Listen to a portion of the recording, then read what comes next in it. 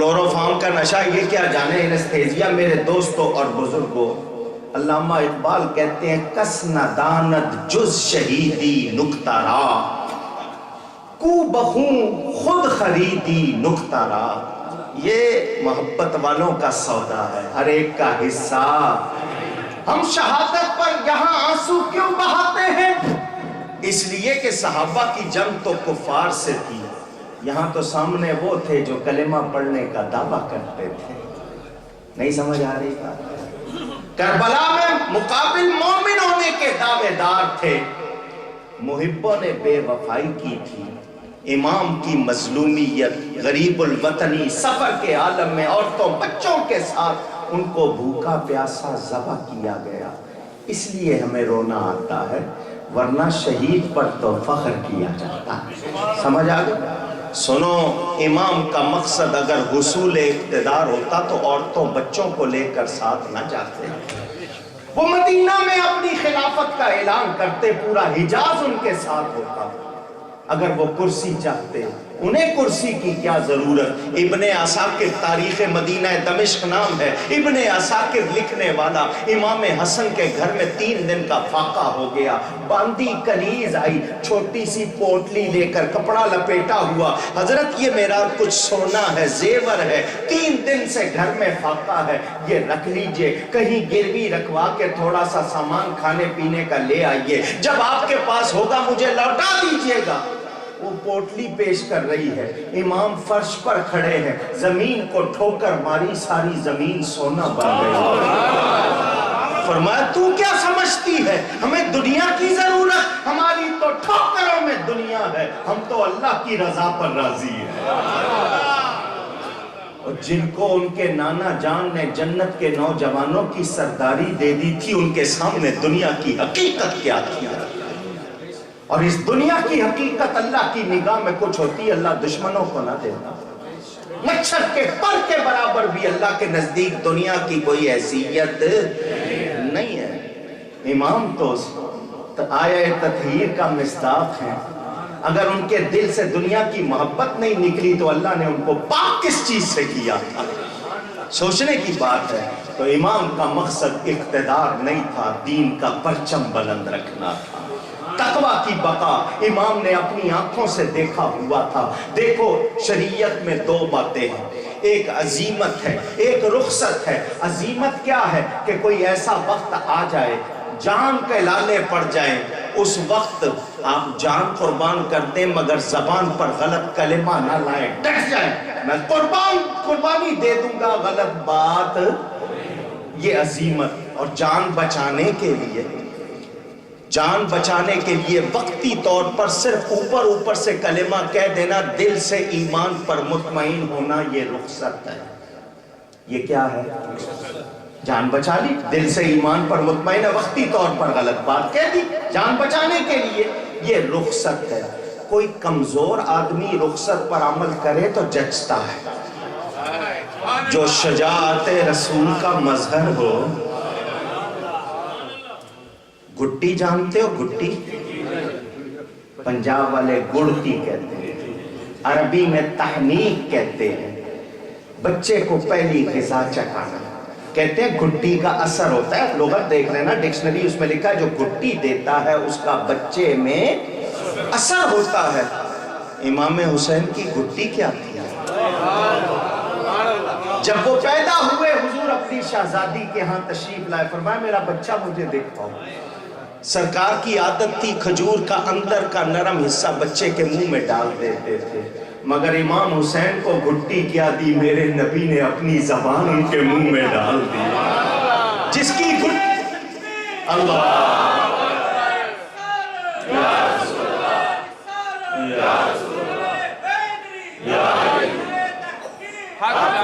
جس کی گھٹی نو آپ رسول، اس کی زبان پر کلمہ حق نہیں ہوگا تو کیا ہوگا؟ شریعت کا نظام بدلا جا رہا تھا، کوشش کی جا رہی تھی کسی طرح دین کے دائرے کو بدل دیا جائے. امام نے کہا یہ میرے نانا کا دین ہے، میں دوسروں سے زیادہ حق رکھتا ہوں اس کو بچانے کا، آج خزاں اس کو شکار کرنا چاہتی ہے، میں سب کچھ قربان کر دوں گا، نانے کے دین کا نقشہ بگڑنے نہیں دوں گا۔ یہ تقویٰ کی بقا کے لیے، اسلام کو اس کی اصل پر باقی رکھنے کے لیے۔ علامہ اقبال یاد آتے ہیں مجھے، حضرت سیدہ فاطمہ زہرا کی شان میں کہتے ہیں مادر آں مرکز پرکار عشق، مادر آں قافلہ سالار عشق۔ پرکار جانتے ہیں؟ کمپاس، ٹھیک کہہ رہا ہوں؟ نوک گاڑ دی ایک جگہ، پینسل لگائی اور کیا بنایا؟ سرکل، دائرہ۔ وہ نوک اگر سینٹر سے مرکز سے ہل جائے دائرہ صحیح بنے گا؟ اونچی؟ علامہ اقبال کہتے ہیں سیدہ آپ کس کی ماں ہیں؟ عشق کے پرکار کے مرکز کی ماں ہیں۔ اگر پرکار کی نوک سینٹر سے مرکز سے ہل جائے دائرہ درست نہیں بنتا۔ امام کربلا میں اگر اپنے اسٹینڈ پوائنٹ سے ہل جاتے دین کا دائرہ درست نہیں رہتا۔ انہوں نے دین کے دائرے کو درست رکھنے کے لیے قربانی دی ہے۔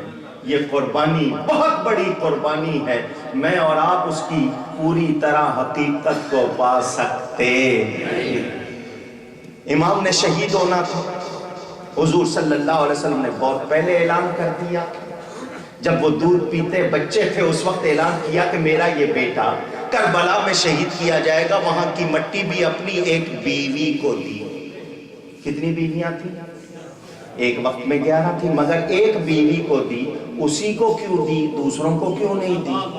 پتا تھا کہ اس وقت یہی زندہ ہوگی۔ جو نبی کے علم پر انکار کرتے ہیں ذرا اپنے علم کو ناپیں، میرے نبی کے علم کی حقیقت کو وہ پا سکتے۔ حضرت ام سلمہ کو دی، پتا تھا، فرمایا جس دن یہ مٹی خون ہو جائے سمجھ لینا میرا بیٹا کربلا میں شہید ہو جائے۔ میں بہت کچھ چھوڑنا چاہتا ہوں کیونکہ تقریر یہ میں 2 راتوں میں کرتا ہوں، یہاں مختصر کرنی ہے، بہت کچھ چھوڑ رہا ہوں، بڑی باتیں چھوڑ رہا ہوں۔ میرے دوستوں اور بزرگوں یاد رکھنا، امام کا مقصد اللہ کے دین کی بقا تھا۔ امام کسی کمزوری کا مظاہرہ کرتے تو آج اعتراض ہوتا، امام نے بتا دیا میں اپنی جان دے سکتا ہوں، نانے کے دین کو بگڑتا ہوا نہیں دیکھ سکتا۔ امام عالی مقام نے کوئی کسی کمزوری کا مظاہرہ، اب میں شہادت کی بات کروں، سب کو پتا تھا کہ یہ ہونا ہے۔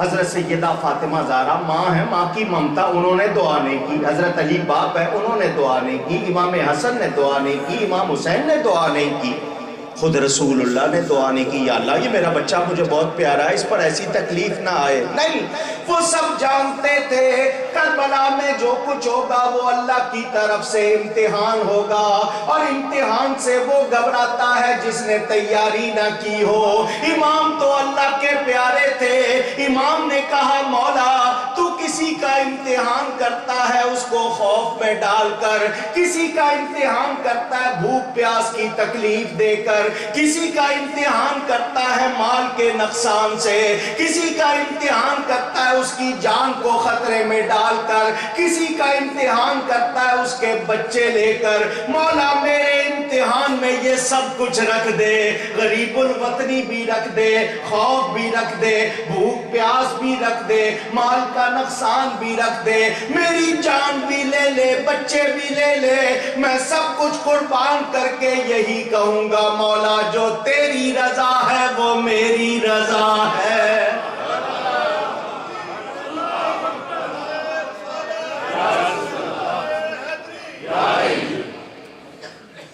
امام کے پیش نظر کیا مقصد تھا اس کا اندازہ کیجئے۔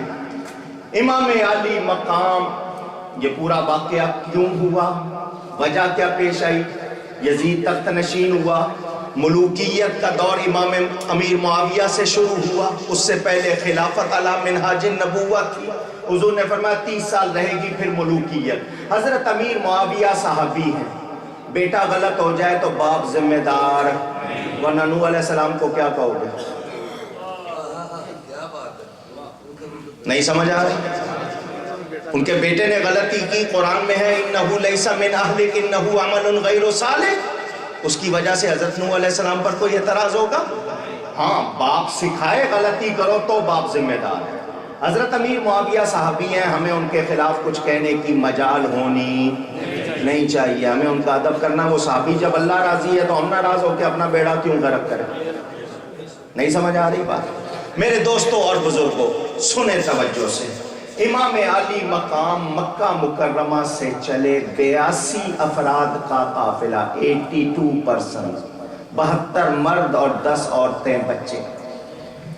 امام کے ساتھ 2 بیویاں تھیں، حضرت سیدہ شہر بانو اور حضرت رباب۔ 2 بہنیں تھیں، حضرت سیدہ زینب اور حضرت ام کلثوم۔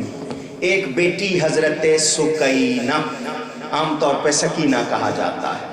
3 بیٹے، کتنے؟ امام کے کتنے بیٹے؟ آپ نے تینوں کا نام علی رکھا، تینوں کا نام پہچان کے لیے، بڑے کو علی اکبر، منجلے درمیانے کو علی اوسط اور چھوٹے کو علی اصغر۔ یہ علی اوسط ہیں جن کا لقب ہے زین العابدین۔ کیا معنی زین العابدین کے؟ ماشاءاللہ، عبادت کرنے والوں کی زینت۔ روزانہ دھیان سے سنو، زین العابدین کہلاتے ہیں وہ کیوں؟ روزانہ بلا ناغہ 1000 نفل پڑھا کرتے ہیں روزانہ، اسی لیے لقب السجاد بھی ہے، بہت زیادہ سجدہ کرنے والے۔ ایسے نہیں درجے ملتے، شان ہے۔ آج لوگ سید کہلائیں اور نماز نہ پڑھیں، سید کہلائیں اور جھوٹ بولیں، سید کہلائیں اور غلط کام کریں۔ سوچیں کہ امام زین العابدین کی کیا شان تھی۔ 4 بھتیجے آپ کے ساتھ تھے، سیدنا امام حسن کے بیٹے، ذرا نام سننا۔ ایک بیٹے کا نام ہے قاسم بن حسن، دوسرے کا نام عبداللہ بن حسن، تیسرے کا نام ابو بکر بن حسن، چوتھے کا نام عمر بن حسن رضی اللہ۔ امام حسن اپنے بیٹوں کے نام ابو بکر اور عمر رکھ رہے ہیں، یہ محبت کی نشانی ہے یا نہیں ہے؟ ان میں بڑی محبت تھی، لڑ رہے ہیں آج والے، وہ بڑا پیار کرتے تھے ایک دوسرے سے۔ دشمنوں کے نام پر اولاد کے نام رکھے جاتے نہیں۔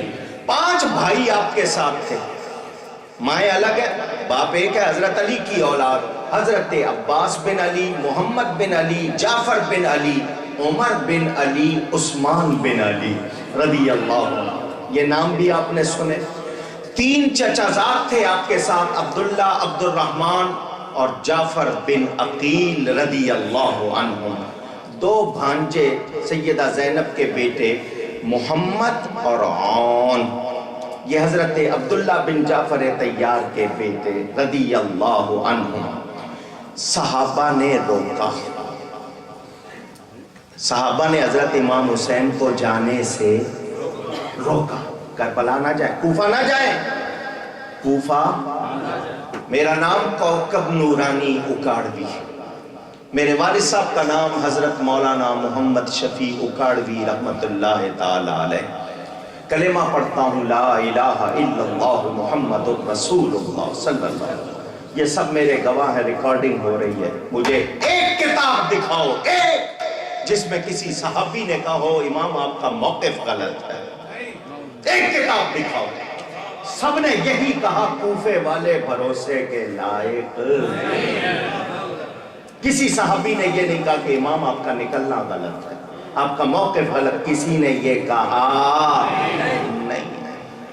بات سمجھ میں آ رہی ہے؟ آپ کی میں نے تسلی کے لیے راستوں کی ناکہ بندی ہو گئی، مختصر کروں گا ورنہ بہت پھیل جائے گی بات۔ جاسوس چھوڑے ابن زیاد نے رستوں میں کہ مجھے خبر دیتے رہے، آپ چل رہے ہیں، راستے میں آپ کو اپنے چچا زاد بھائی مسلم بن عقیل کی شہادت کی خبر ملی۔ آپ نے کہا انا للہ و انا الیہ راجعون، استرجاع کہتے ہیں۔ کیا ہم نے تو ابھی سنا تھا، ان کا خط آیا تھا، حالات تسلی بخش ہیں، اور اب ہم سن رہے ہیں ان کو شہید کر دیا گیا۔ اتنی جلدی، اتنا بڑا انقلاب، کیا کریں؟ ساتھیوں سے مشورہ کیا، بولو کیا کہتے ہیں۔ سب نے کہا جانا چاہیے، جا کے معلوم کرنا چاہیے آخر یہ ہو کیسے گیا۔ تقدیر ان کو کشاں کشاں لیے جا رہی ہے۔ امام چلتے رہے، فرمایا امر الہی کو مغلوب کیا جا سکتا۔ اب ایک بات سن لو، اگر پہلے سنی ہوئی ہے تو اچھا، ورنہ ذہنوں میں۔ حضرت عبداللہ بن جعفر طیار، حضرت